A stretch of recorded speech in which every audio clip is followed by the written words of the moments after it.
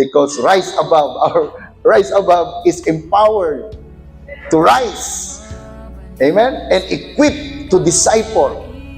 Every one of us we have to listen the Word of God this morning.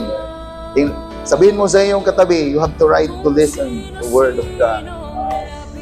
And then the devil naman have right to argue for this.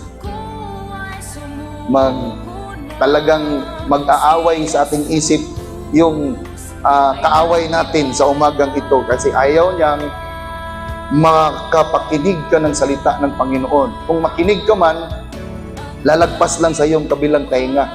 Yun ang gusto ng kaaway. Pero ang gusto ng Diyos, mapakinggan mong salitang ito at ipapasok mo sa iyong puso. Amen po ba mga kapatid? For this whole month, let us study about the language of God. Because this month is Linggo ng Wika or Buwan ng Wika. All the schools of our nation celebrating the Linggo at Buwan ng Wika. Amen? That's why let us study about the language of God. What is the language of God? In the beginning, the language is only one language.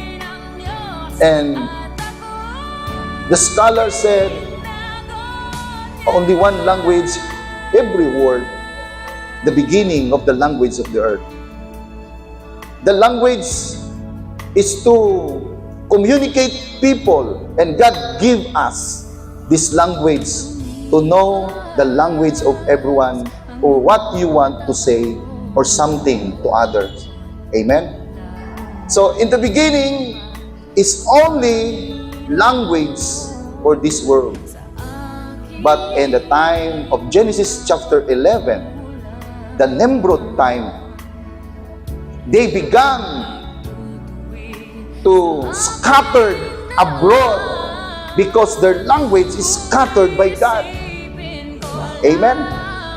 So, yun po ang pasimula ng dumami ang salita. Next Sunday, atin pututunan yan. Handa na ba kayo para dyan? Kasi, in the whole world, we have 6,800 languages now. We have 200 countries around the world. Imagine that 6,800 languages. Ang dami-dami ng mga salita. At ang Pilipinas, ang pinakamarami, hindi magpahuli. Mula Apari hanggang Hulo. Ang salita.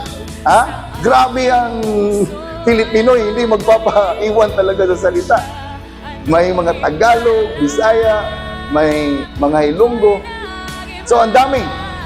Dialect, mga kapatid, 6,800 languages and 200 countries. Now, let us study about the language of God. What is the language of God? Just like our make now the sound, the words? No. We can hear the word of God personally. That God can say you, do this, do that. No. Don't hear that. God has a language now, even the earthquakes, the floods, the war, even your problems, trials, sicknesses, and diseases. That is the language of God.